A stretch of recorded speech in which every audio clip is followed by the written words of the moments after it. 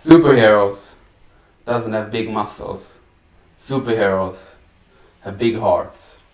I always wanted to train like Chris Evans. Something about his shoulder makes him so unique. Yeah, man. Like, it's known that, traps, pecs, and shoulders are most receptible to testosterone and other anabolic substances. So if you're using performance-enhancing drugs, your shoulders, traps, and pecs will grow faster than some other muscles on your body. So that's how you get that Dorito shape, like the V shape. Women carry more body fat than men. That's just how we function on our bodies. Yeah, that's true. And women also does not gain muscle as fast as men do because of different hormone levels in their body. So first year for a male training, you can expect between 20 to 25 pounds of muscle increase, like the first year. That's for a male, and for women it's about half. So 10 to 12 pounds per year. So, that's physiology. We use two products. We take these before. Oh no, I don't sell any products. I've been using these before when I was doing a lot of gym, maybe 7 years ago, BCAA.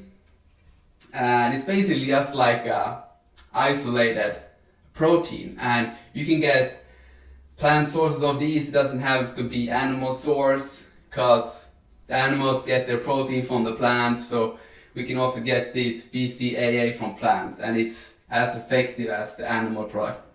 But if you are getting enough protein from your diet, supplementing with this before or after workout will not increase your size. As this guy says, he doesn't prove any evidence at all for this.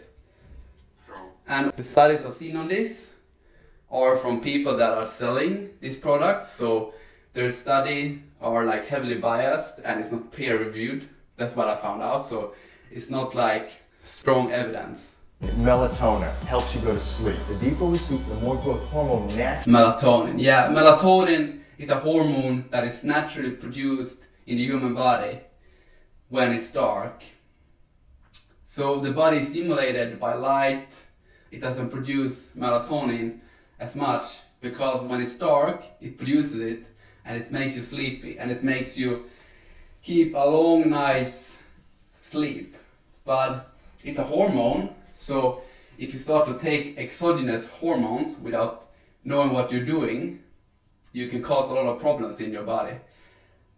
There isn't a lot of documented side effects of taking melatonin, but I would certainly not mix with melatonin. I've taken it before when I was on mountaineering trips because I had problems to sleep at altitude, but to take it for everyday life to sleep better, that's not a good thing. And you probably have this product because people are calorie restricting, and one effect of calorie restriction is lack of sleep. It's hard to sleep, and it's hard to have a good cycle of REM and REM sleep. The idea is that you have to get enough calories to feed the muscle for the work we're doing. Make sure that we're not eating sugar and a lot of carbs that will feed the fat. What are you talking about, bro? No sugar, low carbs, low sodium, heavy protein to feed the muscles and starve the fat. Bro, you are so out on this. I can agree on no sugar. I don't need a lot of refined sugar. Low carbs, bro, that's totally wrong. If you don't have enough carbs, you won't be able to train because you don't have enough glucose. And the workouts you are doing depend on ATP. And ATP is made through glucolysis, which is the creation of ATP through glucose and oxygen being metabolized in the mitochondria. So, bro, you can't have no carbs and train. That's just fucking impossible. You need carbohydrate to be able to do this kind of high intensity workouts. And it's even a high risk when you're eating high protein diets. Check out this. The American Heart Association published a statement on dietary protein and weight reduction and suggested that individuals following such a diet may be at potential risk for metabolic, cardiac, renal, bone, and liver diseases. That's no joke. So heavy protein can cause all these problems. Diseases, metabolic disease, cardiac disease, renal disease, bone disease, liver disease. And doesn't end there. Because we don't have the time to do that. We want to just shred these guys up. I have a Harvard study here that concluded, they have a lot of people, it's peer reviewed, it's no fishy. So it says fish eaters, vegetarians, and especially vegans had lower BMI than meat eaters.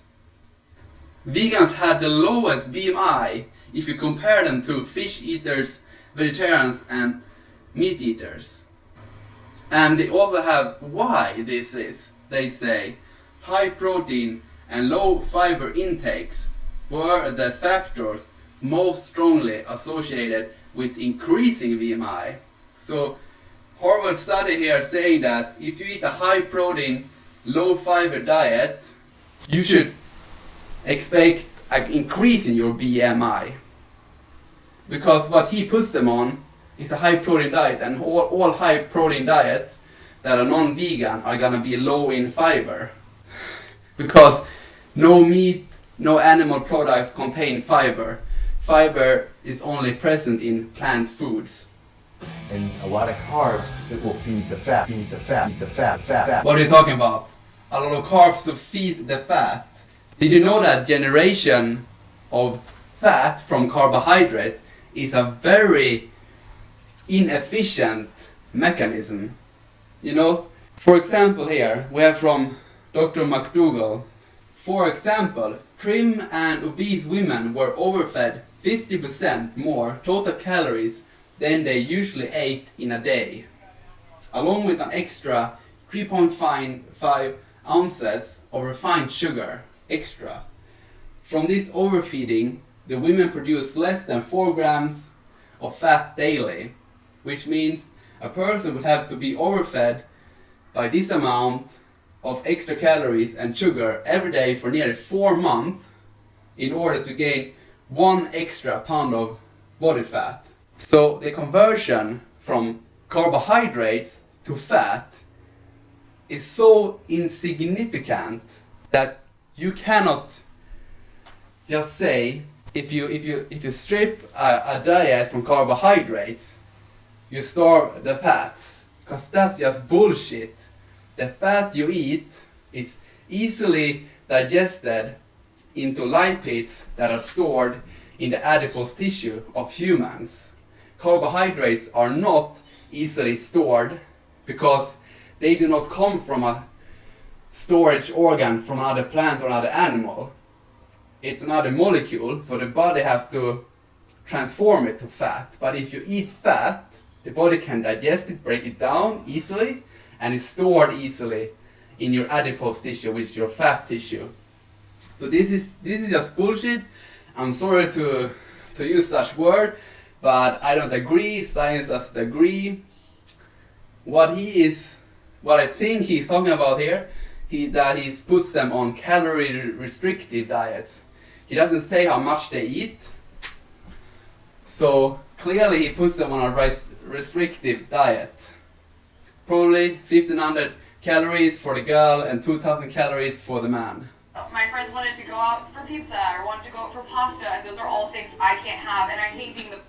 Yeah, you should not have pasta or pizza, because if you're not a vegan, that usually comes with some cheese, like pasta sauce usually comes with cheese or dairy. And pizza is loaded with cheese, and it's not the carbohydrate that makes you fat, it's the fat in the food that you eat that are easily digested and stored in your adipose tissue. Like, you don't have to eat fat, you don't have to eat the storage organ from another organism to burn your own. Yeah, so guys, what you can take from this video, like, it's not legit to go on a heavy protein diet, low carb diet. It's not legit. Science doesn't prove that. It doesn't make sense to eat the storage organ from other organism to burn your own.